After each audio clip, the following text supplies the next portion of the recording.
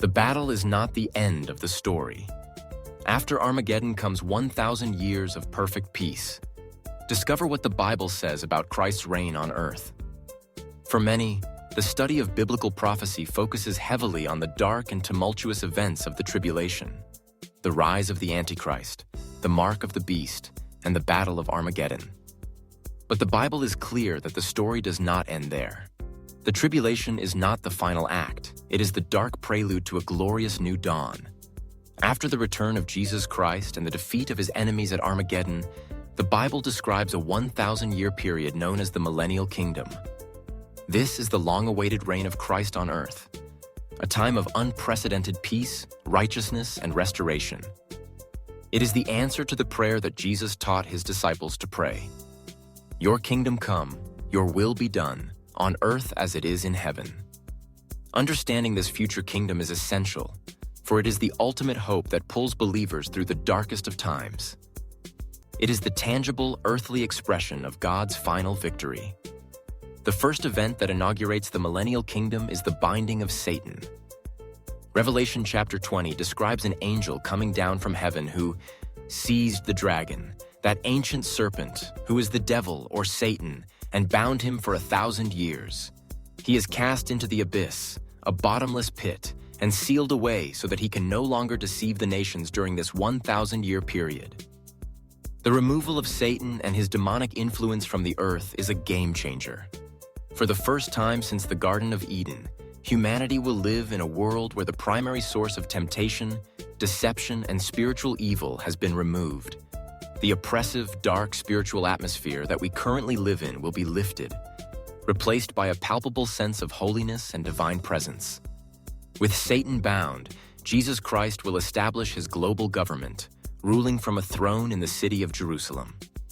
The prophet Isaiah gives a beautiful description of this time. He will judge between the nations and will settle disputes for many peoples. They will beat their swords into plowshares and their spears into pruning hooks. Nation will not take up sword against nation, nor will they train for war anymore. The Millennial Kingdom will be a time of perfect justice and absolute world peace, enforced by the King of Kings himself. All the corrupt and unjust systems of human government will be swept away, replaced by the perfect rule of a righteous king. The resurrected and glorified believers who returned with Christ, the church, will have a special role in this kingdom. Revelation 20 says they came to life and reigned with Christ 1,000 years. 1 Corinthians 6 says, "Do you not know that the Lord's people will judge the world?"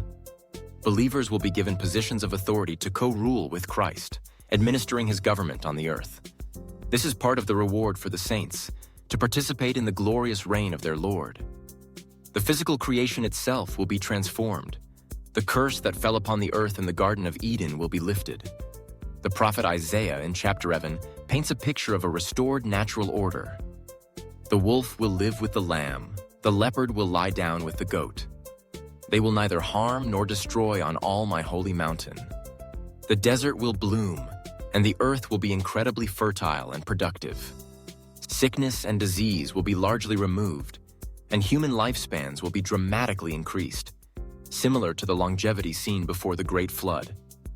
You can almost feel the warmth of a sun that heals instead of scorches, the taste of air that is pure and life-giving, a world finally at peace with itself and its creator. Who will populate the earth during this kingdom? The Millennial Kingdom will be populated by the mortal survivors of the tribulation, those who refuse to take the mark of the beast and survive the judgments.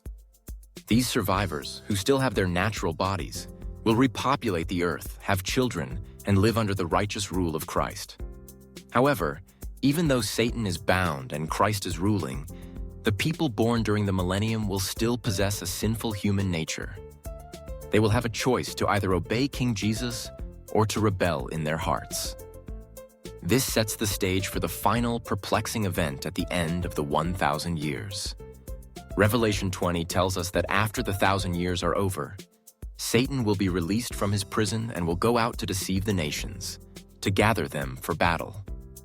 Incredibly, despite a millennium of living in a perfect world under the personal rule of Christ, many will choose to join Satan in one final futile rebellion against God.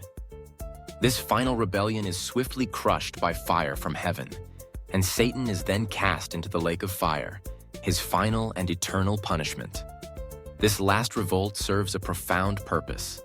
It demonstrates once and for all the depth of human depravity and proves that the source of sin is not just the devil or a bad environment, but the rebellious human heart itself.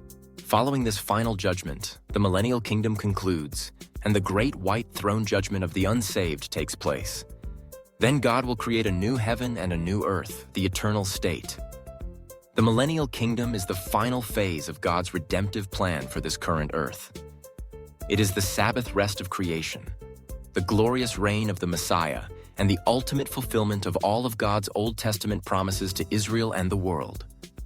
It is the hope that lies on the other side of the darkness, the kingdom that will have no end. If this vision of Christ's coming kingdom gives you hope and a deeper understanding of God's plan, subscribe to our channel for more teachings on what the Bible reveals about our glorious future.